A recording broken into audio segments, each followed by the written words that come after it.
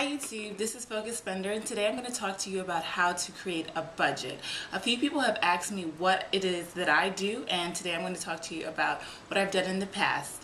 Right now I cannot say I'm the best budgeter. I try and follow a cash flow spreadsheet just to time my expenses properly, but there was a point in time where I budgeted down to the very last dollar. And today I'm going to talk to you about exactly what I do and show you the spreadsheet that I used. So the first thing you want to do when you're creating your budget is to separate your budget into three sections. So you're going to have your monthly income, your fixed expenses, and then your variable expenses. And then you're going to have a line at the bottom that calculates the balance. The next step is to list out all of your categories. So with monthly income, you're going to use your monthly post-tax salary, or if you're an hourly employee, you're going to put the average amount you make per month. And if you have a second job, some type of side hustle that provides you with regular income, you're going to list it out here.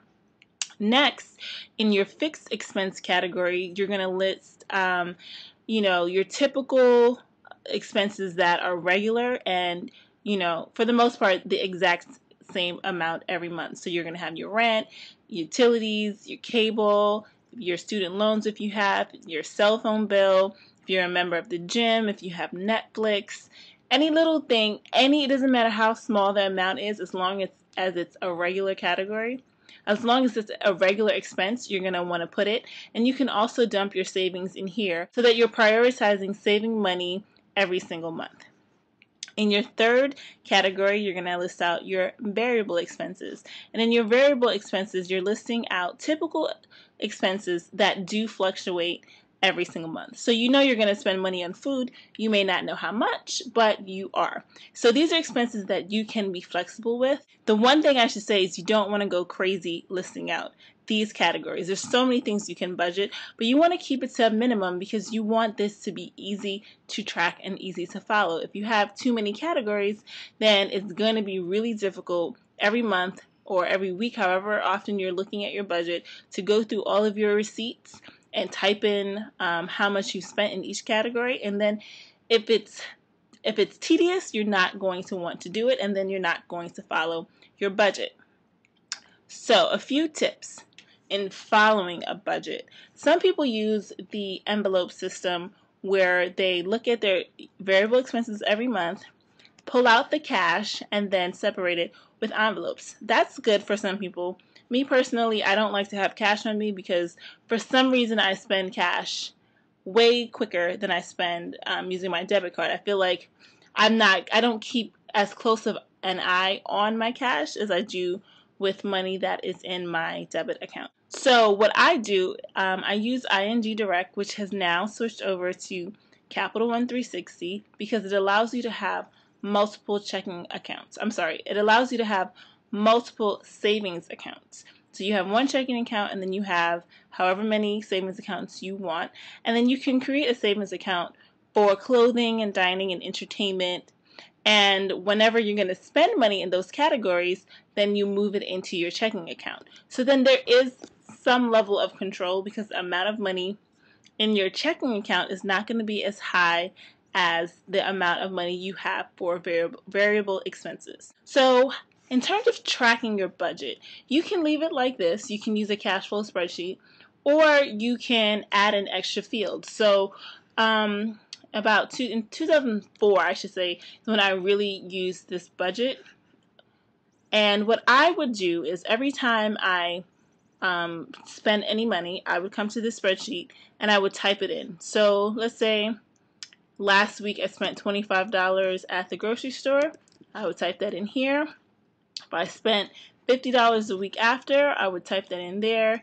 And then I had a formula that was running that calculated my balance. And that is just a sum of 125 minus 25 and then minus 50. And you can also do the same with your salary. The only difference is that you're only going to put in how much you make here. And you're not going to touch this first column.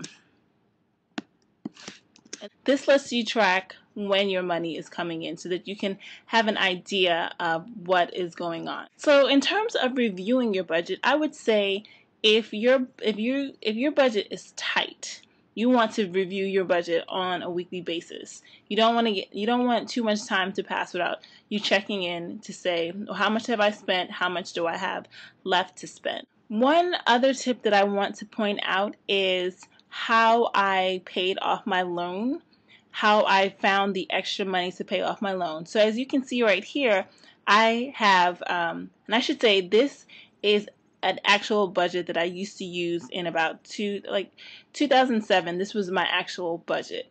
So here it says I have a payment to Sally Mae in the amount of $983. I can assure you that I did not actually owe them $983 a month. I probably owe them about $150. So let's say I put the $150 here. As you can see, my balance now jumps up to $833. I had decided at that point that I was willing to live on only $600 a month, and I wanted to use my excess cash on my loan. So after I did my budget for that month, I saw that I had $833 left, and that I could put that towards my Sally Mae loan. So that's a great budgeting tip. Every month your expenses may change in some form or capacity. You may know that you're going to have additional expenses and you want to add them into your variable expense column. You may have a bill that's going to be extremely high. So that way you can play around with your budget and decide how much extra money you should put towards your loan payments. And one other thing to note, if you have a credit card bill, you actually want to put that in fixed expenses, because even though the amount is going to be different every single month, you should know what the amount will be prior to the month beginning. I hope this video was helpful. Just a quick update on my last video. I talked about the habits of wealthy people and where I was lacking. And one of the biggest areas that I was lacking was in my organizational skills.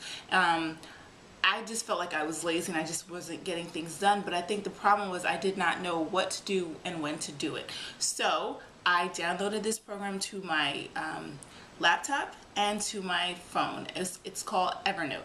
And then I watched a few YouTube videos on Evernote and how to best use it.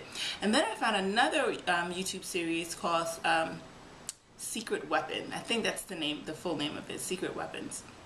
And it combines the Evernote system with the theory of getting things done, which is a book by David Allen. I read the book a few years ago and it really helped me a lot. But then this allowed me to incorporate technology into the methods of getting things done. I've used this method a lot at work. So like with my Outlook at work, I had organized my systems with the methodology, but I didn't have a way to incorporate it into my personal life. When I found this YouTube series, I watched it, I went back to my Evernote, and I set up my Evernote in the manner that they suggested. And that's how I have been keeping myself organized. So I signed up for my annuity, I signed up for my pension, and a number of other things that I have been holding off, I have been getting done. So I'm going to leave you the links to the website.